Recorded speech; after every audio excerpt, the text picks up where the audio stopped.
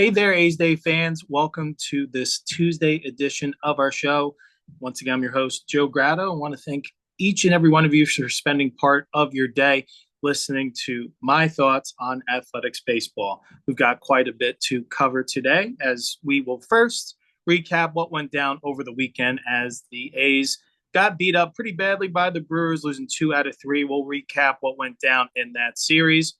And before we do a little recap of what to expect with the upcoming home series back in Sacramento to take on the Texas Rangers, we have an exciting announcement about the A's top prospect, Nick Kurtz, getting his call to the show. So for those who are not familiar with his game, we will provide a little intro and wish him the best of luck as he embarks on his MLB career, most likely scheduled to make his debut tonight. We look forward to talking about all these topics as we gear up for another week of athletics baseball. So don't go anywhere. Right after we jump into the opening music, we will jump right into our topics of discussion. Holy Toledo, it's a new day, new series. Let's talk A's. Once again, this is our newest edition of A's Day. So before you continue on with your day and prepare for A's baseball tonight after the Monday off day, I want to give you some few topics to think about, just some discussion points, maybe get caught up to speed with A's Nation. So before we jump in, just want to give a quick shout out once again about where you can capture all of our updates on social media and all of our content on Instagram at A's Day Baseball Podcast, on X, formerly known as Twitter at A's Day Baseball, our YouTube channel at A's Day Podcast. And to become an official subscriber, be sure to subscribe on our Patreon site, patreon.com/A's Day. For just $2 a month, you'll be entered to win monthly A's Day t-shirt giveaways, A's autographed memorabilia, future A's game ticket giveaways, and so much more as we are able to grow this platform collaboratively. All right, without further ado, let's jump into the A's Brewers recap from this past weekend. Friday night, game 1 in Milwaukee, JT Ginn towing the slab versus Freddie Peralta. Ginn was looking to build off of his first strong start of 2025, entering the rotation in place of Joey Estes Jr. Brewers would strike first in this one in the third after the two hurlers traded zeros for the first 2 frames. With 2 outs in the third, Jackson Chourio had an RBI double, followed up by a Christian Yelich RBI single. Just like that, it's 2-0 Brewers after 3. A's did have traffic early against Peralta in this one. Through the first 5 frames, they did amass 7 hits and 1 walk, but had no runs across the board to show for it. Peralta went 5 innings, 7 hits allowed, no runs, 1 walk, 5 Ks. On to the bottom half of the 5th. Ginn is pulled after recording the first 2 outs in this inning, but then allowing Turang and Chourio to reach. Ginn, he battled in this one, maybe not as strong of a start as his first time out in terms of going deeper into the game, but nevertheless, gave the A's every opportunity to win this one. Ginn lasted 4 2/3 innings, 4 hits allowed, 3 earned, 2 walks, 7 Ks. Did end up throwing 96 pitches in this one. Left-handed pitcher Jacob Lopez, who had just recently been called up, comes on to try to get the lefty-lefty matchup with Christian Yelich. He loses this one as he allows the RBI single and inherited run to score. It's now 3-0 Brewers after 5.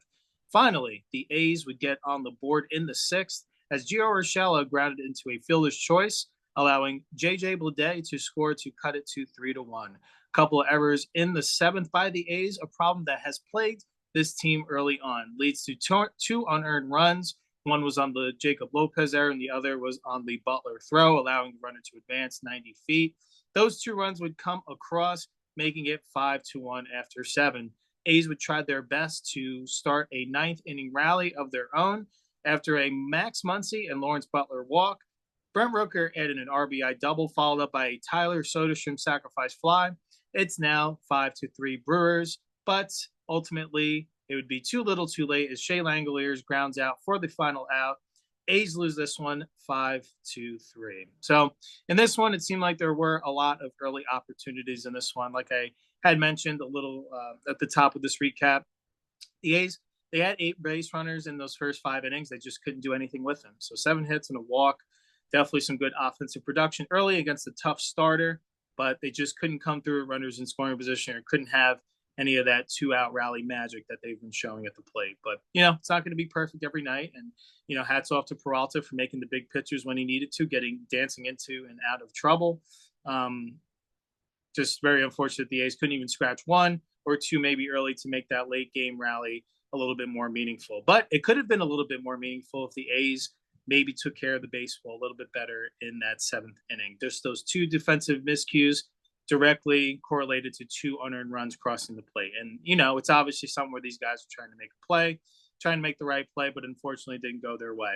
Just seems to be early on that this has been a troubling theme for a young team. And at this point, they had 17 errors on the year, which led all of Major League Baseball. So that's something you want to see them clean up and improve upon as this year goes along, because in my opinion, pitching and defense, they go hand in hand. And if you have those 2 strong suits, you're going to be winning or in a lot of ball games. And, despite that, they were very much in this baseball game.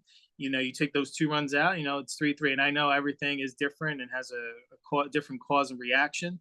But nevertheless, I mean, you could see the difference in the game. They lose by 2 and you have 2 unearned runs. So it's hard not to take a look at that and just see if you're, taking care of the fundamentals and taking care of the baseball. It can really provide a lot more positive opportunities for your team. But again, it's very early in the season. It's only April. It's nothing to dwell upon. Just the theme that you're starting to see create itself, and hopefully they could squash that before it becomes too big of an issue. Just too little, too late in this one. So they did get going late in this one. They had 1 in the 5th, or they got 1 in the 5th, and then had those 2 runs in the 9th. And, that's what I love about this team. It's not going to be the prettiest outcome every night, but they are going to fight every night. It never truly feels like most nights that they're going to be out of a game. Obviously, unless they get jumped by a team early, which has happened a couple times this year, and may or may not have happened here in Milwaukee later on in the series. But majority of the games, you're going to have an opportunity to win. They're going to lose some heartbreak ones too, as well, some tough ones. But they're going to give you a product where they're at least fighting until the very end. So got to respect that. You got to respect that they play all 27 outs, especially if they have a puncher's chance in the back half of games. So at this point, just got to wipe this one clean. You had an opportunity to win it, plenty of opportunities to capitalize early, just came up a little bit short. Got to come back, knot this series up in Game 2, which Game 2 would feature a matchup of right-handed pitcher Luis Severino, who was looking to earn his first win in the green and gold end of 2025, versus Chad Patrick. This was a very tightly contested pitching duel throughout. The Brewers would, however, fill the run column first by playing and showing a little bit of fundamental baseball. In the 3rd, once again, that seemed to be their inning early in this series. They had a leadoff double by Garrett Mitchell, followed by an Ortiz unassisted ground out to first base, which advanced the runner to 3rd base with less than 2 outs. Caleb Durbin would cash in that run with a ground out to shortstop, with the infield playing back to score. Mitchell, 1-0 Brewers. That is the fundamentals to a T example, if I do say so myself. The A's would finally get going in the 5th. 1-0 still at this point.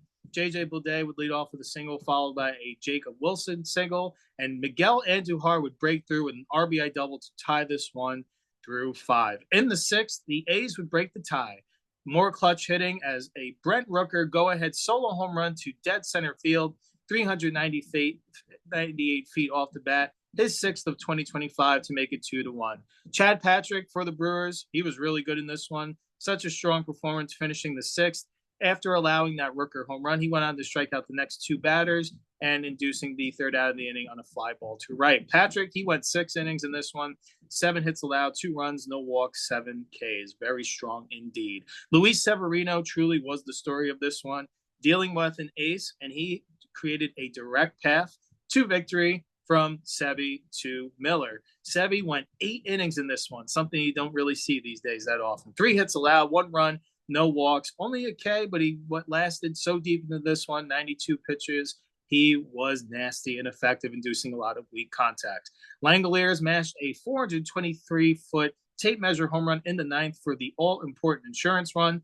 3-1 A's in the 9th. It's on to Miller time. Mason Miller, 1-2-3 once again. After a great defensive play, chasing down a fly ball to right by Lawrence Butler, he ends this one with 2 dominating strikeouts, his 6th save of 2025. A's win this one 3-1. They knot this one up, this series 1-1. So just want to clap it up here. I do so at home, please, if you can. Luis Severino, that is an ace performance. Coming off a disappointing loss, and you're in the midst of a pretty good road trip. You want to keep those good feelings going. Could be another tough luck loser in this one, being 1-0 for a good chunk of this game. But all Severino did was keep towing that rubber and kept putting up zeros, with his lone blemish coming so early in this game and inducing a lot of weak contact. So just wanted to tip my cap to him. Hats off to him. Well done.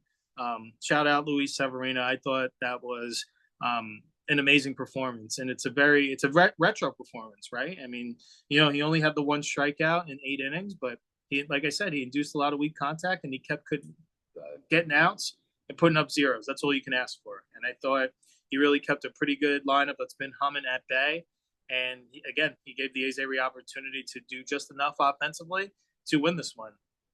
And on Sevy Day, when Sevy goes, they go. So, and that was clear today. And I'm sure in the dugout he was itching to want to go finish this thing, considering he was only at 92 pitches. However, when you have Mason Miller, my opinion, has been the best closer in the game so far this year. He's been absolutely dominant. I mean, you can make an argument between him and Justin Martinez on the Diamondbacks, 1-2, whatever, 1A, 1B. But Miller, it's just been automatic. And they actually had that deep drive to right off of him, but run down beautifully by Butler. It was pretty high arcing fly ball. It was tailing into the corner. I think he did a good job. And then Miller kept showing his dominance with striking out the next 2 batters pretty efficiently. So that formula is going to work. Sevy to Miller. That's pretty solid. If you can have your starters go 8 and go to your dominant closer, you're probably going to win the majority of those games. So definitely just wanted to shout out Severino. What a performance. Congrats on him getting his first win as an Athletic and his first win in 2025. He had a couple other opportunities like that start in Seattle, but just didn't factor into that decision. Just had some tough luck. But I do think now having that off his back, he's just going to go to work and keep showing improvement and keep showing how healthy and strong he looks every 5th day. So definitely you can see why they paid him all that money. He acted like that ace tonight. So shout out. Can't say it enough. Luis Severino, job well done.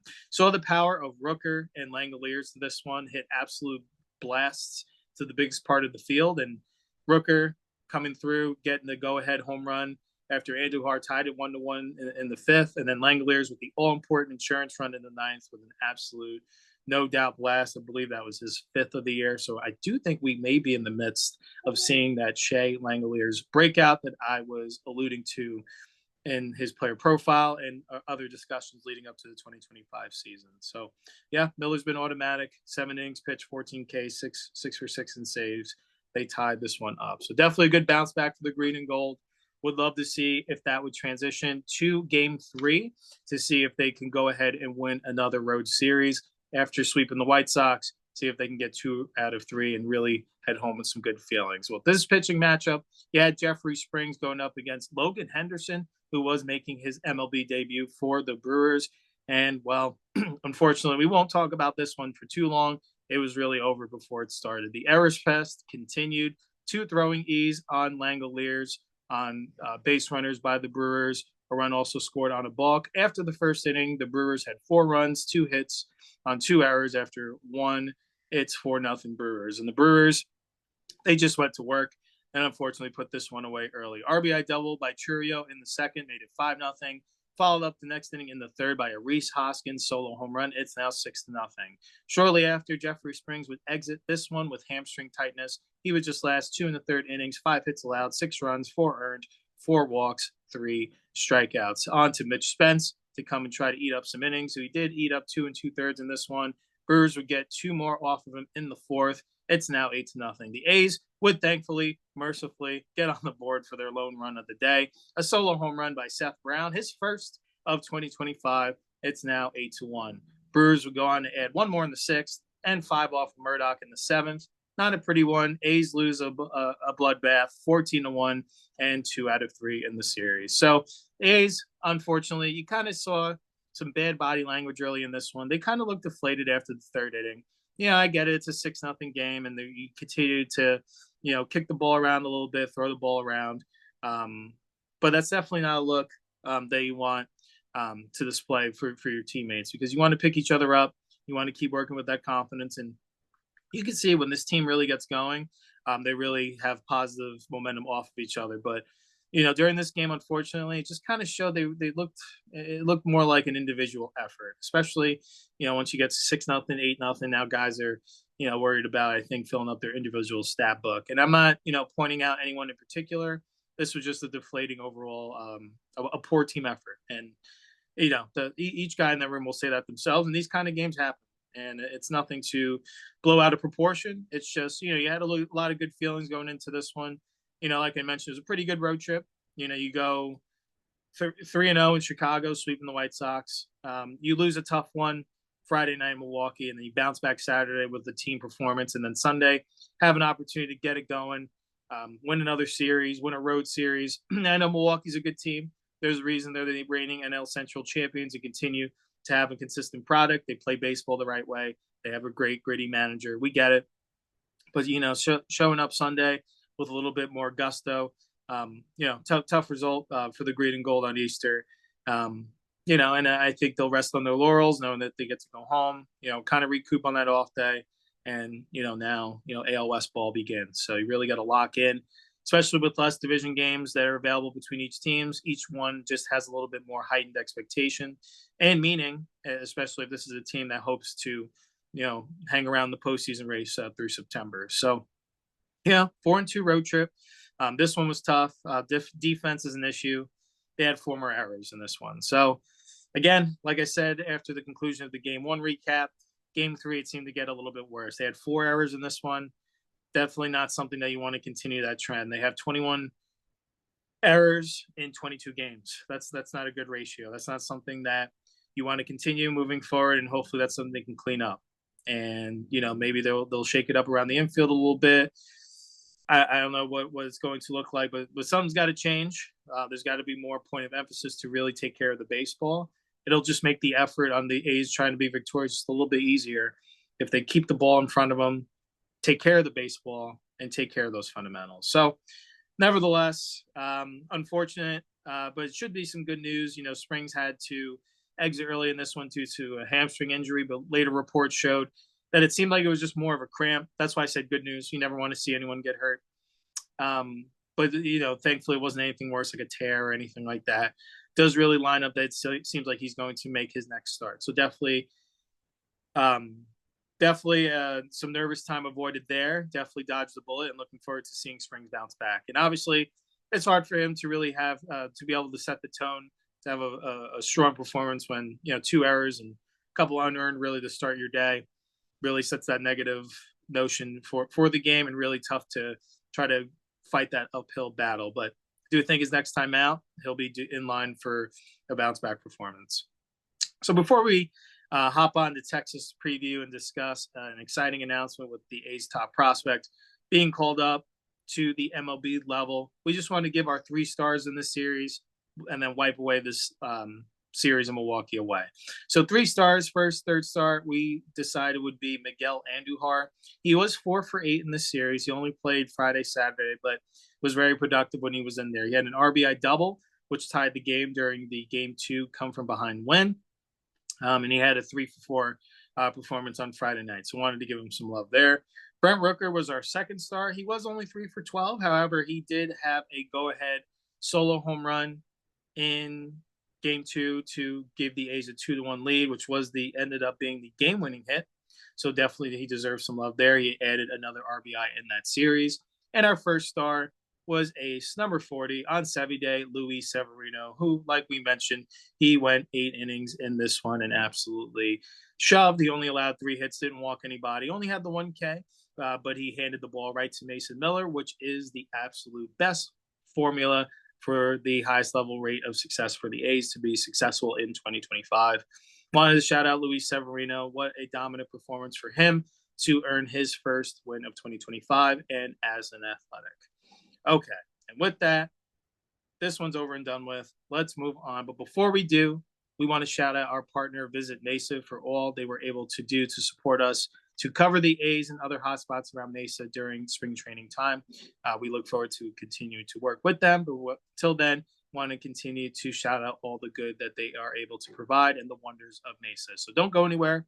We're going to do a quick ad, and then we'll get back to today's content. Back after this. All right. Visit Mesa, a destination for every season. Experience a destination where adventure, culture, and culinary experiences are limitless. As the gateway to the stunning Sonoran Desert and Tonto National Forest, Mesa invites you to explore its scenic waterways, kayak through winding canyons, or paddleboard along the Salt River. For a one-of-a-kind desert adventure, ride the waves at Revel Surf at Cannon Beach, the country's first surf park of its kind. Downtown Mesa is a vibrant hub home to the Mesa Art Center, public art, award-winning breweries, and local shops. Food lovers can explore the fresh foodie trail and the diverse flavors of Mesa's Asian district. Sports fans can experience MLB spring training with the Chicago Cubs and athletics, or visit one of North America's largest youth sports complexes. As the world's first autism certified city, Mesa is dedicated to accessibility and inclusivity for all visitors. Visit Mesa. Be sure to visit City Limitless as soon as you can. You'll be glad you did. Okay. So thank you for everything Visit Mesa has done and continues to do. Look forward to our next project together. All right. Let's get to some exciting news. After wrapping up that tough end to the Milwaukee series, just want to get that bad taste out of the mouth. I think we were able to wash it away during the off day yesterday on Monday. Tuesday's a new day, new series. But before we do, we want to welcome Nick Kurtz to the show. He's getting the call up to make his MLB debut tonight against the Texas Rangers. Very excited to see where they have him in the lineup to start out. The first baseman has been highly touted and made such a quick rise through the minor league system to the MLB level. So just want to give you a few facts about him before we, wish him the best of luck and move on to the preview of the Texas Rangers. So he is currently the number one prospect for the Athletics, and he's number 35 in all of MLB's prospects. So definitely highly touted top 100 type of guy. He was the 2024 fourth overall MLB draft pick out of Wake Forest. You heard that correctly. He was drafted last year. So that tells you he has moved up to the Major League Pantheons quite quickly. Take a listen to his minor league baseball stats. 32 games played. That's right. After 32 minor league games, he's getting the call. He batted .336, 11 home runs, 37 RBIs with a 1.120 OPS. And during this year where he started the season at the AAA level with the Las Vegas Aviators, how about this in 20 games? A .321 batting average, 7 home runs, 24 RBIs with a 1.040 OPS. I think they said it's time to get this guy to the show. He's tearing up AAA pitching, and just seeing his measurables and what his scouting report offers, this guy seems to be absolutely ready to match any type of pitching, any type of velo, and be ready to contribute as soon as he's put into a major league lineup. So we will get the opportunity to most likely see that starting tonight. But before we do, just take a listen at this scouting report. This is about Nick Kurtz. And this is according to, I believe it's I think it's just MLB.com. Their scouting report of him. Yes, that is what it looks like. My apologies. Just wanted to give proper kudos to who created this. So yes, this was on MLB.com, and this is a draft or scouting report under his top 100 prospect profile. So Nick Kurtz, a huge 6'5" left-handed hitter. Kurtz stands out for his easily plus power. His swing has plenty of leverage to drive balls in the air with bat speed and strength, but he's far from just a slugger. Kurtz is a terrific all-around hitter who can hit lefties and righties alike, velocity and spin. His plate discipline is elite, and he can crush the ball to all fields. While he's far from speedy, Kurtz is an excellent defender who moves well around the bag at first base with an average arm. So, very interesting to see a guy like that with such high praise and high draft numbers and high grade. He just grades out elite across the board with his power, with his discipline at the plate. He can hit it to all fields. Very excited to see if it directly translates to being successful against major league pitching, or if he's going to have his bumps and bruises early on.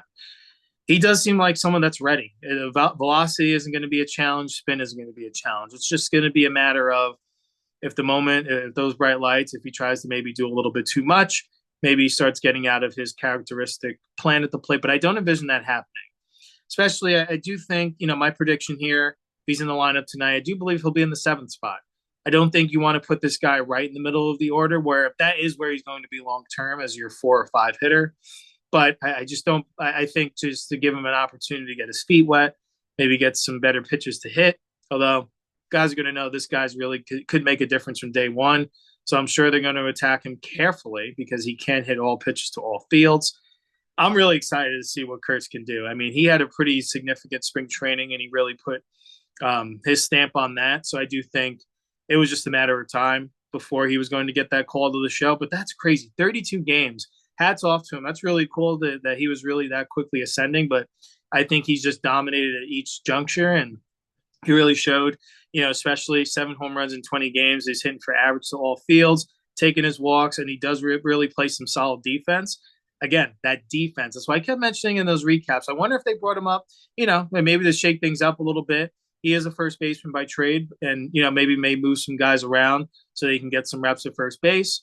Soderstrom can catch. You can place him third in outfield. Just haven't seen him do it consistently there. So we'll see what that shakeup looks like. But I do think something needed to give here because of all the errors. So maybe Kurtz could be someone that brings a little bit of stability because he does have really good footwork. He's really soft with his hands in terms of picking the ball. So this is a pretty good complete player, and I'm really excited to see what the number 35 prospect in all of MLB is able to do starting tonight against Texas. So I do think, obviously if he's in there tonight, it'll be a lefty-lefty matchup, but I do think it's a more lefty-lefty matchup. And we'll get to that here in a minute as the A's are going to be facing off against left-handed pitcher Patrick Corbin. So this is a really big potential guy, middle of the order bat. I do think he's going to be your long-term cornerstone in this franchise. Looking forward to see him have hopefully a hot start. So best of luck. Just wanted to make sure everyone was aware of that announcement that Nick Kurtz will most likely be officially added to the MLB roster today and will be in the lineup tonight against the Texas Rangers. So best of luck to Nick Kurtz. Hope to see a lot of home runs and a lot of success in your early career, and that it is a consistent ride up throughout your duration with the A's. So best of luck to Nick Kurtz. Excited for him to hopefully get his first MLB hit tonight. And with that, let's get into our preview as the A's welcome in the Texas Rangers for a 3-game series into West Sacramento to kick off an AL West battle. So 2025, let's know our enemy. They are 13-9, the Rangers, which is good for first in the American League West. Their latest series, they lost 2 out of 3 to the Dodgers. It was a tight series, losing 2-1, and they did have an exciting walk-off win themselves with Adolis Garcia walk-off home run. They are led by legendary manager Bruce Bochy, who is a 4-time World Series champion and provides a lot of wisdom in that dugout. Let's talk about where these Rangers rank, and it kind of shows a little picture of how they've been successful in the early going. So they've only hit for a .220 batting average, which is 25th in all of baseball. They've hit 22 home runs, which is 18th. They've scored 67 runs, which is the least amount in all of baseball. So it hasn't been the offense carrying this baseball team early. It's been the pitching. They are pitching to a 3.23 team ERA, which is good for 4th in baseball. They've only struck out 183 batters, which is a little bit below average or right at average, 18th in baseball. And they've walked 53 batters, which is actually the most allowed. So this kind of team, it seems like their defense has really been keeping this team afloat in terms of supporting pitching. That has been very good, but maybe not a high strikeout team outside of a couple of guys in that rotation, which we'll talk about. Or we'll talk about one of them, actually, because the other one won't be featured in this series. But I do think it's been timely pitching, too, as well, because the expected ERA has been a little bit higher than the ERA, so you wonder how long that can last. But this is a team. They have a lot of guys with experience. This team has been together for a few years now, and I do think they are first, the top of this division. While it is early, they are there for a reason. These guys know how to win, and they will continue to do so for the foreseeable future, barring any injuries. So, just want to give 3 hitters to watch here. Corey Seager continues to do it for the Rangers. He's hitting .288 with 4 home runs and 6 RBIs. Adolis Garcia, who I mentioned, who had a walk-off in their last game, .216 batting average, 4 home runs, 9 RBIs. And Wyatt Langford, another young hitter for the Rangers, .250 batting average, 4 home runs, 6 runs batted in. So those are 3 guys to keep an eye on. May see some guys, Marcus Semien too as well, the former A, coming back to hopefully not haunt them in this 3-game series. Got Jonah Heim catching, pretty solid team all in all. Okay.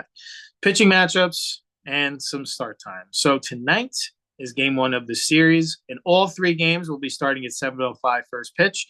Tonight's matchup will be left-handed pitcher Patrick Corbin going for the Rangers, going up against Osvaldo Bido, who hopes to continue his consistent trend to start 2025. Game two, also 7:05, like I mentioned, will be Kumar Rocker, the former Vanderbilt Commodore, going up against left-handed pitcher J.P. Sears. And in the rubber match of this one, game three, also 7:05, all night games in West Sacramento. Jacob deGrom will be going up against JT Ginn. So let's get to know a little bit about the three starters that the Rangers will be forthcoming with against the A's hitters this week. So Patrick Corbin, he comes in, he features a 6-pitch mix: slider, cutter, sinker, fastball, changeup, curveball. He only has an average fastball velocity of 90.9, so he works more to work with that command and locate and keep hitters off balance rather than getting by with pure stuff. To kick off 2025, he comes in with a 1-0 win-loss record with a 3.86 ERA and 9 1/3 innings pitched. He's allowed 10 hits, 4 runs, 3 walks, 6 Ks. So after 5 of his 7 first seasons in the big leagues were pretty decent to kick off his career, he's been battling injuries, and something just mechanically has thrown his career off. It's really derailed, unfortunately, and he's been quite ineffective for quite some time between 2020 and 2024. Just listen to these ERAs between that stretch. In 2020, 4.66, 2021, 5.82, 2021, 5.82, 2022, 6.31, 2023, 5.20, and 2024, 5.62. He is considered to be an innings eater, and like I mentioned, he does work with command and inducing his weak contact as much as possible to let his defense work. However, he does give up a lot of loud contact because he is in the zone a lot. His expected ERA this year is a 5.84, so may come back down to earth a little bit from that 3.86 ERA. That is a pretty big gap. I do think he's been running into a little bit of luck there, if we're being completely honest there. So I do think this is a good opportunity for the A's to maybe score some runs tonight, especially getting back home. And I do believe they could have some success early and often off of Corbin. Luis Urias is the lone guy to have significant history off of Corbin. He's 4 for 11 with a home run lifetime. So you wonder if you'll see him tonight or at some point in this series. Game 2 starter for the Rangers is Kumar Rocker. He does also work with a 6-pitch mix with a slider, sinker, fastball, curveball, changeup, cutter. His average fastball velo is 95.3, so he likes to work more on blowing the ball by you. He loves to feature that fastball and sink combo as much as he can, but his most featured pitch is that slider, trying to work with those first 3 on the same plane to keep hitters really guessing. But 2025 has been a tough start for him. He's 1-2 win-loss with a 6.38 ERA. In 18 1/3 innings pitch, he has struck out 14 batters. His hard hit percentage this year is 50.8, so that's not good. And 11.1 barrel percentage as well. So that kind of tells the story of a lot of loud contact early from opposing hitters. He is a ground ball pitcher, which his ground balls his pitches contact record has been 49.2%, so approximately half has fallen into that category. Doesn't walk many. He does have a low 4.9% walk rate, which is 85th according to Baseball Savant and All of Baseball. Again, I do think this is more opportunities for hittable located pitches for the A's, and there has been some decent success from A's hitters. Rooker's 2 for 3 against them lifetime. Jacob Wilson 2 for 2. Tyler Soderstrom 1 for 2. Lawrence Butler and Blade have also been 1 for 3 each, respectively, against them. So I do think if you're going to see some runs scored by the A's in this series, you're going to see a lot more in game 1 and 2, because I do think game 3, they are going to go up against one tough customer. And that is, of course, Jacob deGrom, who, when healthy at the peak of his powers during his Mets days, he was considered the best pitcher in baseball, the best pitcher on the planet. His stuff was nasty, electric, his fastball getting up to 102, and he's still nasty. And he's actually off to a pretty good start in 2025. He's made 4 starts, pitching to a 3.32 ERA, 20 strikeouts in 21 2/3 innings, and a 106 whip. He does work simply with a 4-pitch mix and comes right after you. Fastball, slider, changeup, curveball. Everything has movement galore. He is definitely someone that is difficult to just sit on one pitch. average fastball velo coming at you at 96.7. But like I said, in his past, he has ramped it up to 102. Not too sure if he's ramped up to 100, but I do know he was attempting to dial it down just a little bit so that he can last longer into the season. It does seem like his recent injury history can attest to higher velocity guys really putting a lot of stress on the arm and causing a lot more issues rather than positive. So wonder if DeGrom works to pitch a little bit more as opposed to simply always trying to overpower hitters, may have an opportunity to maintain more consistent health. There's a lot of red on his baseball savant to kick off 2025. Expected batting average of 205 is 81st in all of baseball. Fastball velo, like I mentioned, 96.7 is 85th in all of baseball, 85th percentile. Average exit velo, 84th percentile with an 86.4. Opponents having pretty consistent weak contact there. 32.2% hard hit percentage, which is good for 82nd percentile in MLB. He has great command of all four of his pitches. The only time you're going to have an opportunity, in my opinion, to get him is if you can get him early in a game. He's still finding his way back. He's missed a significant amount of time, so still knocking off some of that rust. But once he gets into a groove, it's going to be a pretty quick day for you because he's just going to go to work. You're going to be left scratching your head, wondering, how you're going to have any success against this guy. So look for the A's. If you're going to jump him early before he really gets those secondary pitches like his slider and changeup going, and really dotting up with that fastball to both sides of the plate. But if you have an opportunity to get to West Sacramento on Thursday for that night game, I highly recommend so because that'll be a really good venue to see Jacob deGrom. Still one of the better pitchers in all of baseball.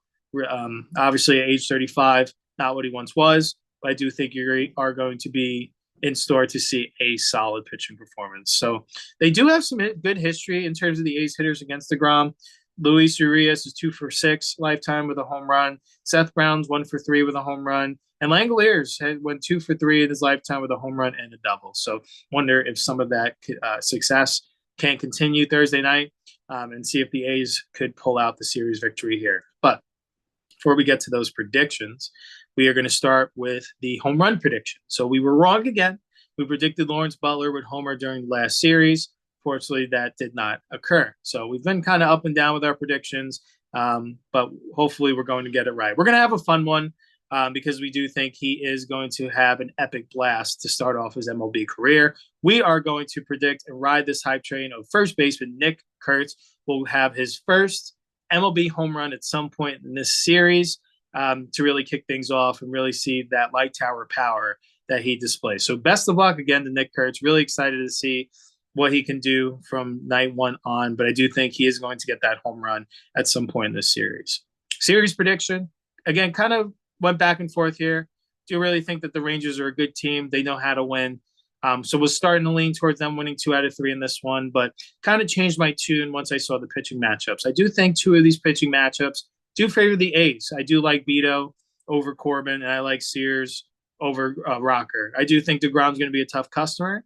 I do think my tune would change a little bit. If Nate Eovaldi was going to pitch in the series, I probably would have picked the Rangers to win 2 out of 3. But nevertheless, I'm going to predict the A's will win 2 out of 3, improve their record to 12-13, and chip in a little bit to that AL West division gap. So, and obviously we know it's early at the end of the series. There'll only be 25 games in, but these division games are going to be important. You only get a certain amount between each one. So you got to win them when you can.